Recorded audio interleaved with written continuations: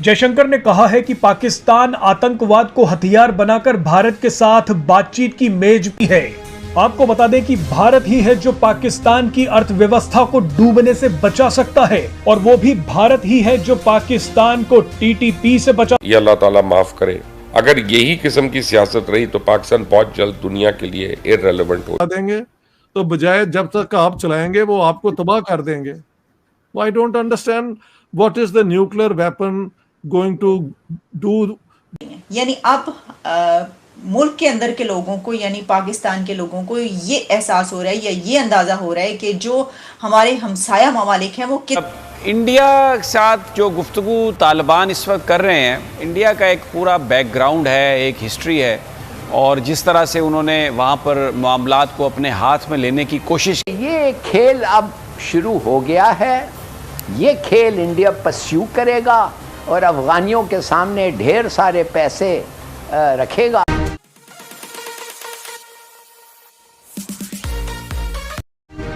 जयशंकर ने कहा है कि पाकिस्तान आतंकवाद को हथियार बनाकर भारत के साथ बातचीत की मेज पर नहीं बैठ सकता। पाकिस्तान से बात तभी होगी जब वो आतंकवाद को छोड़ देगा। पाकिस्तान की मौजूदा हालत देख विदेश मंत्री एस जयशंकर का ये बयान किसी संजीवनी है। आपको बता दें कि भारत ही है जो पाकिस्तान की अर्थव्यवस्था को डूबने से बचा सकता है और वो भी भारत ही है जो पाकिस्तान को टीटीपी से बचा सकता है। भारत भी नहीं चाहेगा कि दिवालिया होने की वजह से टीटीपी जैसे आतंकी संगठन पाकिस्तान पर कब्जा कर। इंडिया के खिलाफ तो पहले से हम anti Hindu, anti Muslim, anti Hindustan जो पॉलिसीज थी वो जंगी जनून में गज़वे हिंद और पता नहीं क्या क्या नॉनसेंस बातें हमारे शुरू हो गई। नेट रिजल्ट ये है कि कुछ ना कश्मीर का मिला, ना सियाचिन में कुछ मिला।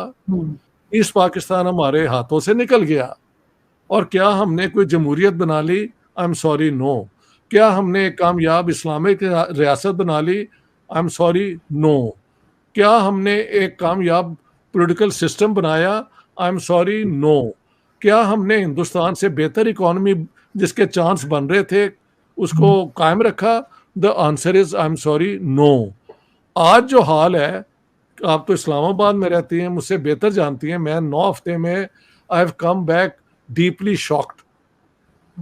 इकोनॉमी का बुरा हाल है, नौकरियां मिल नहीं रही लोगों को।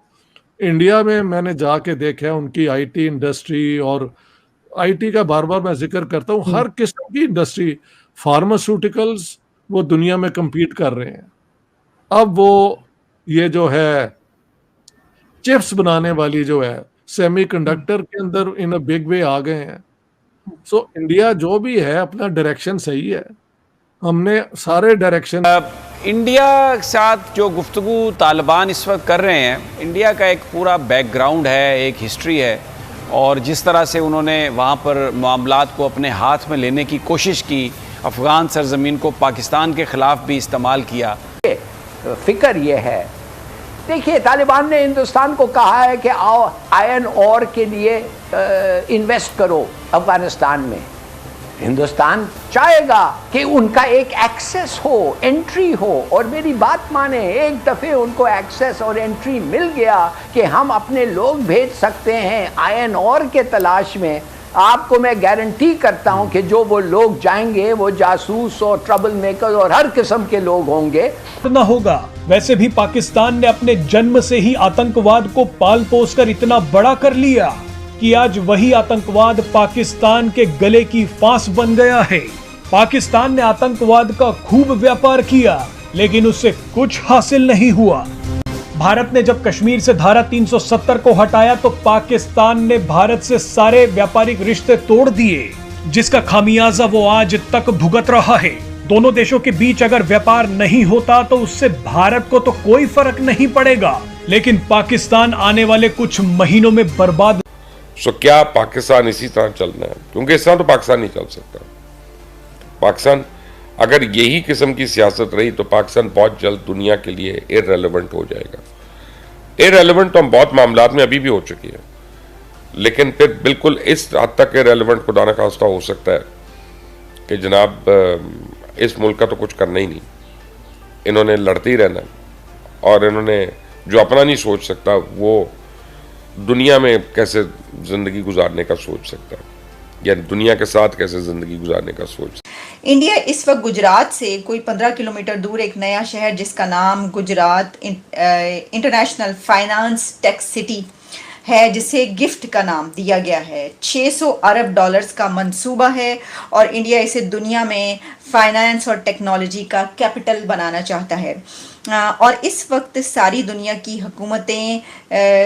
हुकूमतों में इस मंसूबे का हिस्सा बनने के लिए दौड़ लगी हुई, यानी पूरी दुनिया की जो हुकूमतें हैं वो इस सिटी में अपना हिस्सा डालना चाहती हैं, इससे अपना हिस्सा लेना चाहती हैं और उनमें एक दौड़ लगी हुई है। मंसूबे का हिस्सा बनने के लिए दौड़ लगी हुई है। इस शहर में दुनिया की तमाम यूनिवर्सिटीज़ भी अपने कैंपस खोल रही हैं।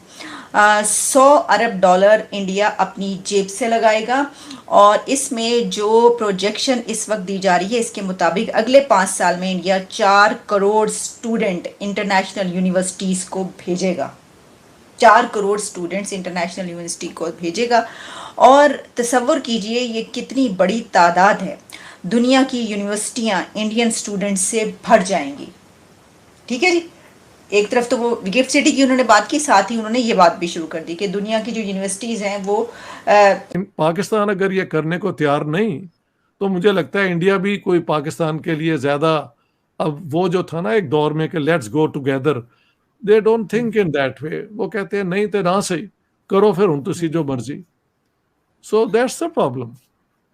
सर वो तो जान छुड़ाते हैं, वो तो कहते हैं भाई तुम जानो तुम्हारा काम जाने। भारत में कई लोग ऐसे हैं जिनसे बात होती है, वो कहते हैं हमें कोई ताल्लुक ही नहीं रखना, अच्छा ना बुरा, पाकिस्तान के साथ। खैर ये भी मुमकिन नहीं है क्योंकि जब आप नेबर्स हो तो ये कि नहीं आप कह सकते कि ताल्लुक कोई नहीं होगा। ताल्लुक नॉर्मल हो जाए तो अच्छा है, बेहतर हो जाए तो और भी बेहतर है। तो ये कोई आर्गुमेंट नहीं है कि हमने बिल्कुल नहीं करना, लेकिन वो आ गए हैं तंग। उन्होंने कई कोशिशें की हैं under the WTO World Trade Organization के, उसके मुताबिक ऑल मेंबर्स को आपको देना चाहिए। जय हिंद, वंदे मातरम। दोस्तों आप सभी का स्वागत है आपके अपने YouTube चैनल भारत की वॉइस में। दोस्तों जैसा कि आप सब जानते हैं कि पाकिस्तान हमेशा से ही किसी भी देश का सगा नहीं है, चाहे वो अमेरिका ही क्यों ना हो। दोस्तों अभी कुछ महीने पहले जब अमेरिका अफगानिस्तान से अपनी फौज लेकर वापस जा रहा था तब इस बात की खुशी अफगानिस्तानी तालिबानियों के साथ साथ पाकिस्तान भी खूब जमकर मना रहा था दोस्तों, क्योंकि उसको लग रहा था कि अफगानिस्तान में तालिबान अपनी सरकार बिठाने के बाद हमारा भरपूर साथ देंगे और हम तालिबान के साथ मिलकर भारत का खूब नुकसान करेंगे। लेकिन बेचारे पाकिस्तानियों को क्या पता कि वहां खेल उल्टा हो गया। अभी तो जैसे ही अफगानिस्तान में तालिबान फुल पावर में आया, उसने धड़ाधड़ पाकिस्तानी सीमाओं पर हमला करके पाकिस्तानी सैनिकों को मारना चालू कर दिया। तालिबानियों ने कुछ ही दिनों में पाक आर्मी को इतना ठोका कि पाकिस्तान घुटनों पर आ गया। अब उसे कोई रास्ता नहीं दिख रहा था। तब उसने भारत से तालिबान को समझाने का अनुरोध किया, क्योंकि उसको पता था कि भारत के विदेश मंत्री एस जयशंकर ही तालिबान को रोक सकते हैं।